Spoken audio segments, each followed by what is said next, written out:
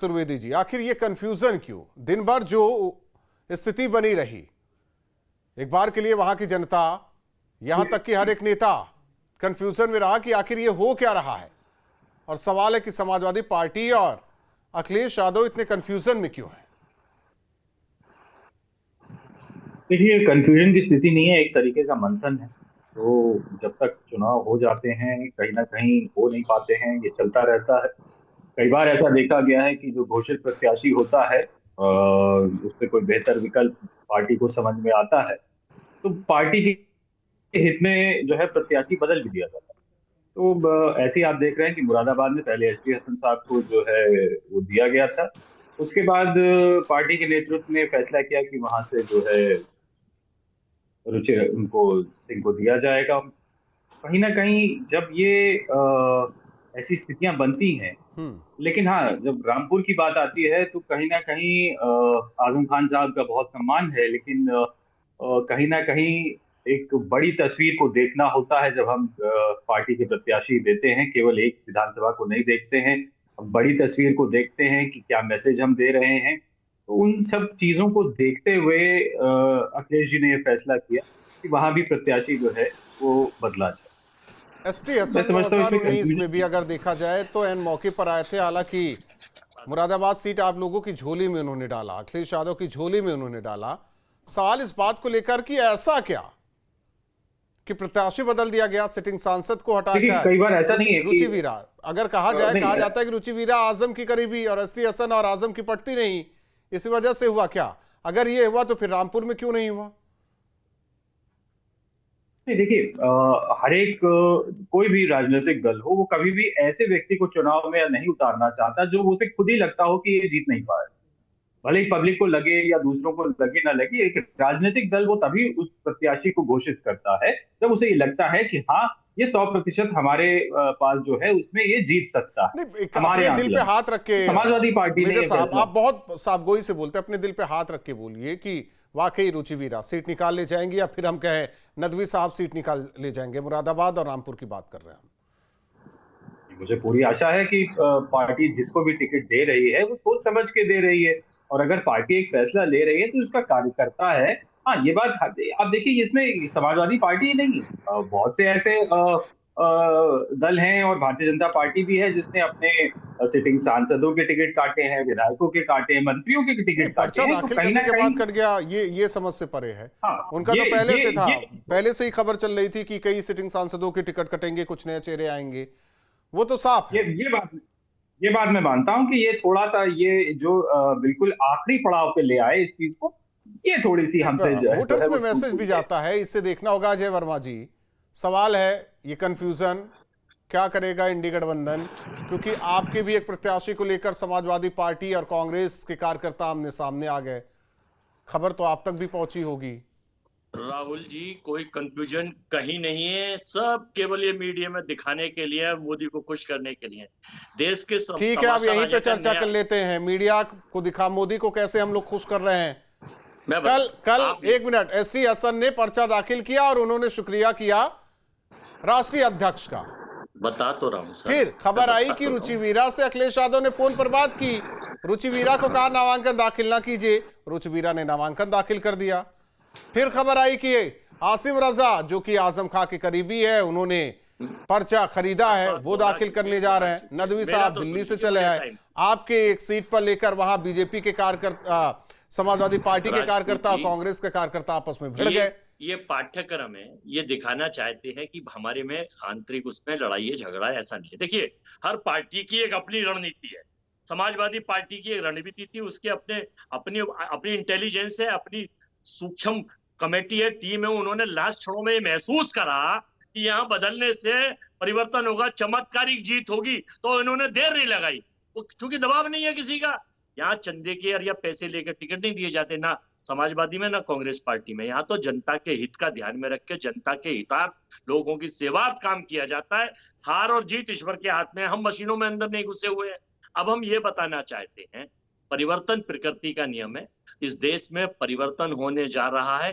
अगर देश के तमाशा राजा इतने घबराए हुए नहीं होते तो वो उन लोगों से राजभर इनको गाली बकते हैं, चरण चुंबक करके वापस ले आए।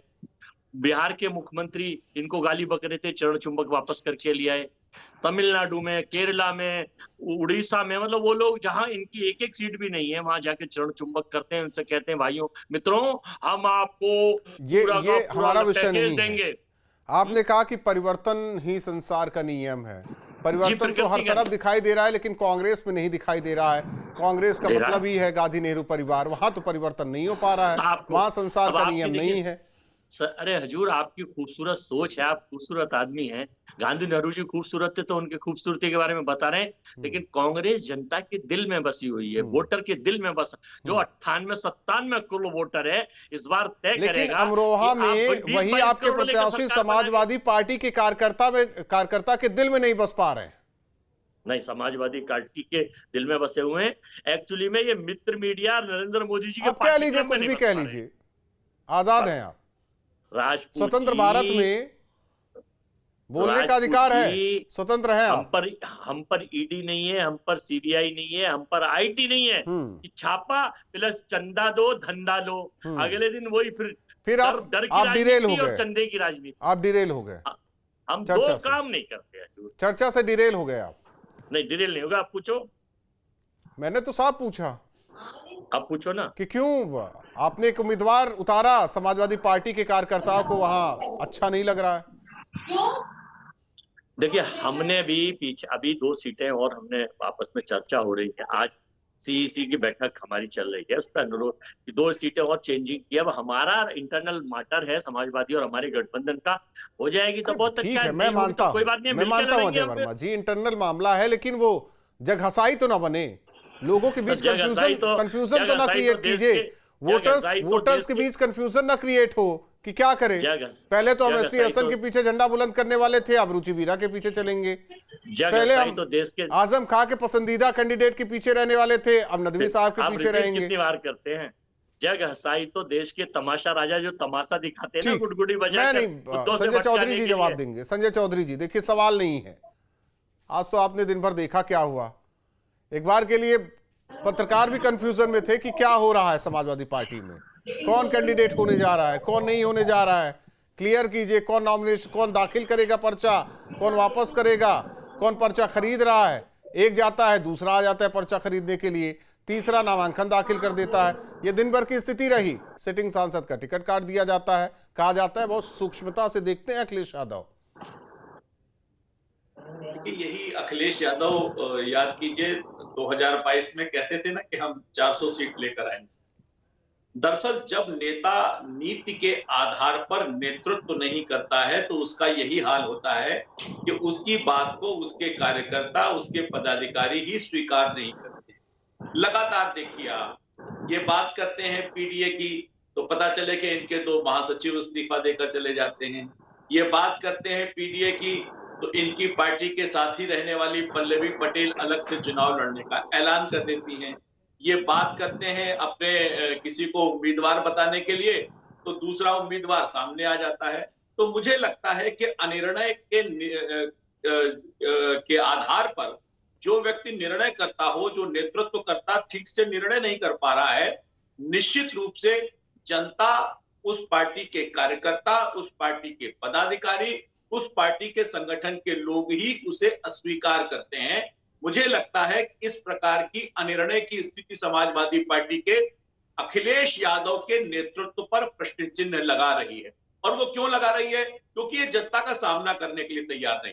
आज विपक्ष का कोई भी बड़ा नेता, शुरुआत कीजिए चाहे राहुल गांधी हो, सोनिया हो, प्रियंका हो, अखिलेश हो, मायावती हो, ये बड़े जो नेतृत्व करता है वो हिम्मत हार गए और इसीलिए चुनाव में जाने से इनकार कर रहे हैं। और इसीलिए ये हारे हुए युद्ध को लड़ने के लिए अखिलेश यादव अपने नेतृत्वकर्ताओं को आगे कर रहे हैं। इसीलिए ये इनमें निश्चित रूप से मतभिन्नता हो रही है, सही निर्णय पर नहीं पहुंच पा रहे। इसीलिए अखिलेश आजम से मिलना स्वीकार नहीं करते थे, वो चुनाव में जाकर जेल में उनकी पैलगी करते हैं। तो ये बताता है कि ये नीति के आधार पर निर्णय नहीं है, ये जनता के आधार पर निर्णय नहीं है, ये जेल में बैठे हुए अपराधी जो दोष सिद्ध हो चुके हैं उनके आशीष जी, मेजर आशीष जी, ऐसा है क्या? दबाव में थे नहीं। अखिलेश यादव आजम के? नहीं, ऐसा कोई दबाव नहीं था। अगर देखिए अगर आजम खान साहब के दबाव में होते तो रामपुर पे उन्हीं के कहे प्रत्याशी को जो है वो वहां टिकट देते। लेकिन अखिलेश जी ने फैसला किया कि देखिए कौन जो है सही रहेगा, कहाँ पे सही रहेगा, उसके बाद निर्णय लिया। और उनके अगर आजम खान साहब की कोई नाराजगी है तो उसको दूर करने के लिए शिवपाल जी को उनके पास भेजा जा रहा है कि वो उनसे बात करेंगे, उनको बताएंगे कि भाई कहीं ना कहीं ये फैसला जरूरी था, इसलिए फैसला लिया गया है। और टिकट बहुतों के कटे हैं। अभी आप देखिए भाजपा ने वरुण गांधी जी का टिकट काटा है, वो भी बड़े चर्चित रहे, बड़े नेता रहे, उनका टिकट काट दिया गया है। ब्रिजभूषण का अभी काट रहे हैं कि नहीं, ये पता नहीं, क्योंकि उनके ऊपर बहुत गंभीर आरोप हैं। तो ऐसा नहीं है कि केवल समाजवादी पार्टी में टिकट कट रहे हैं, बहुत से लोगों के टिकट कट रहे हैं और बहुत से लोग पार्टियां बदल रहे हैं। ये सब चीजें चुनाव से पहले देखिए होती रहती। लेकिन यहाँ ये भी देखने की बात है कि अगर हम इतना कॉन्फिडेंस रखते हैं कि हम इस स्थिति में भी अगर हम प्रत्याशी बदलने की काबिल।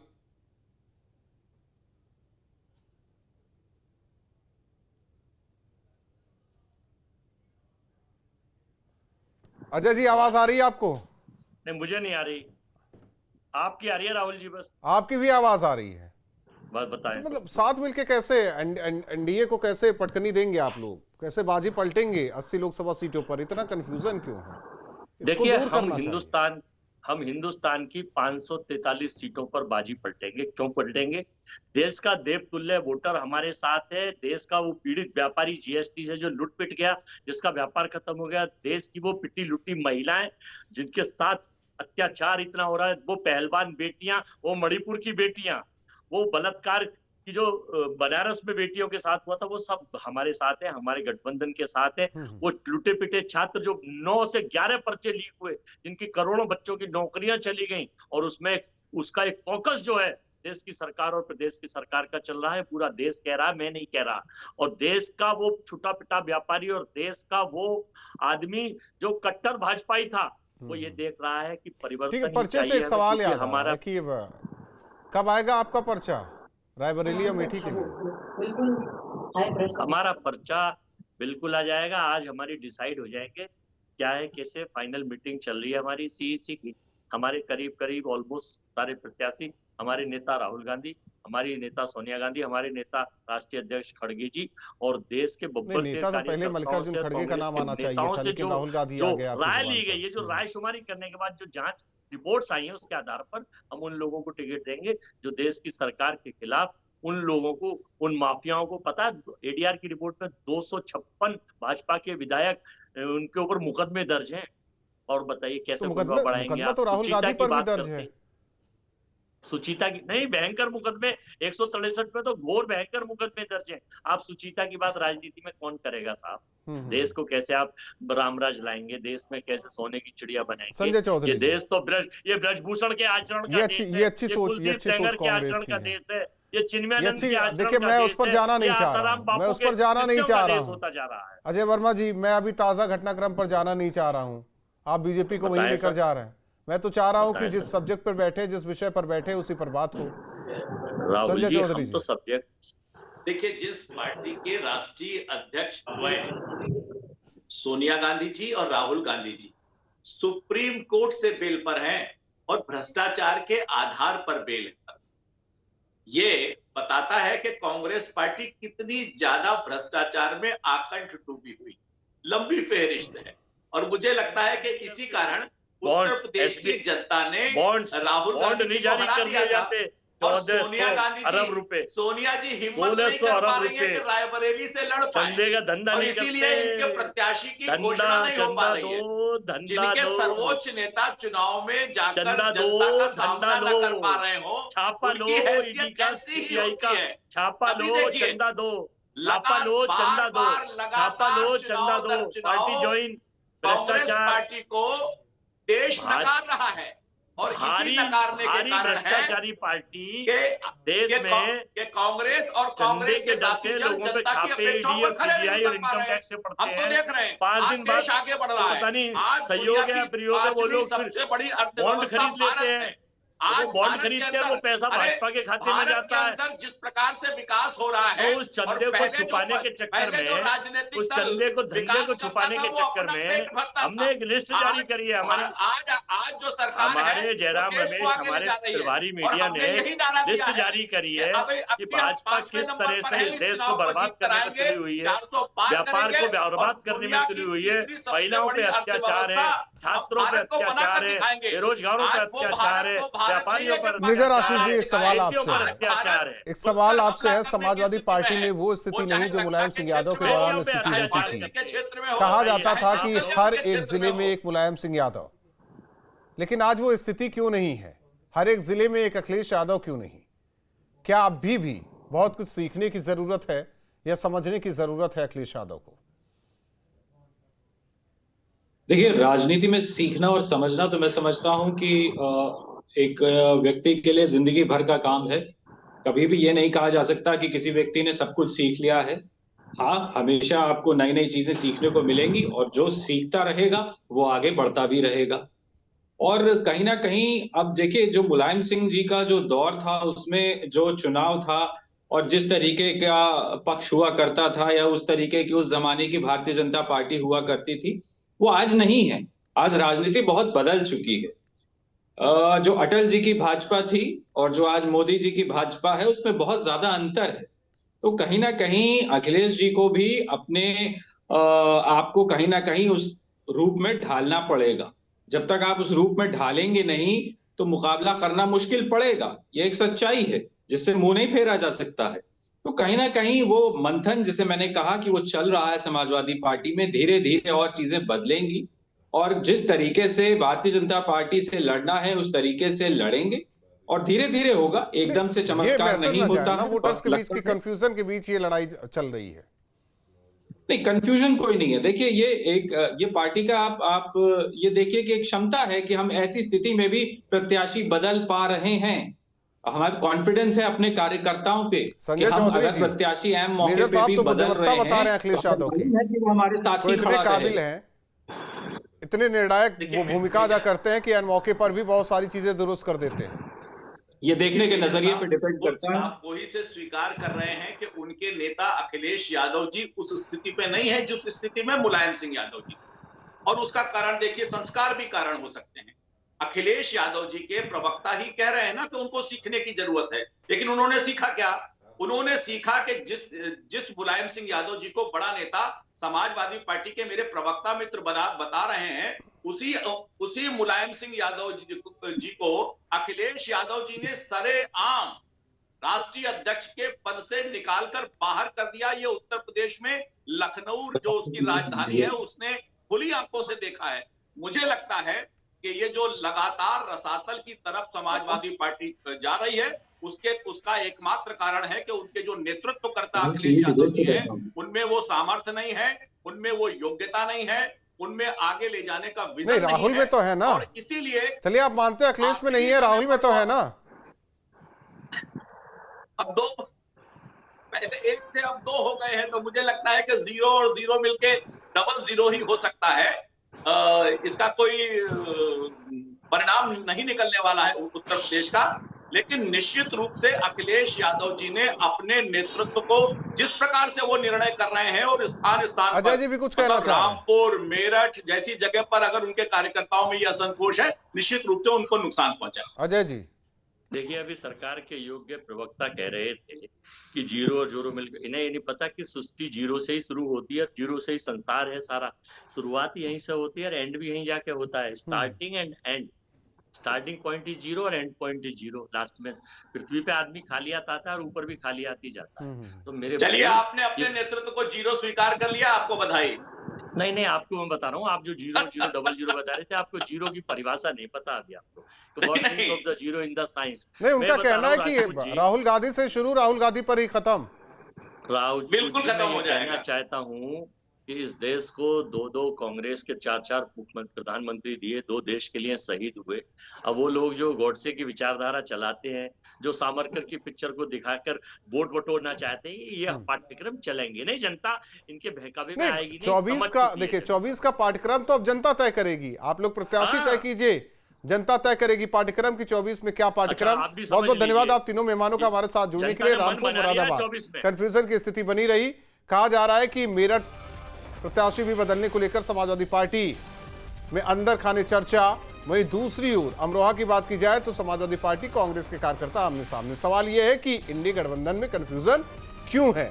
यही कंफ्यूजन रहा, कहीं वोटर्स भी कंफ्यूज ना हो जाए। तो इतना।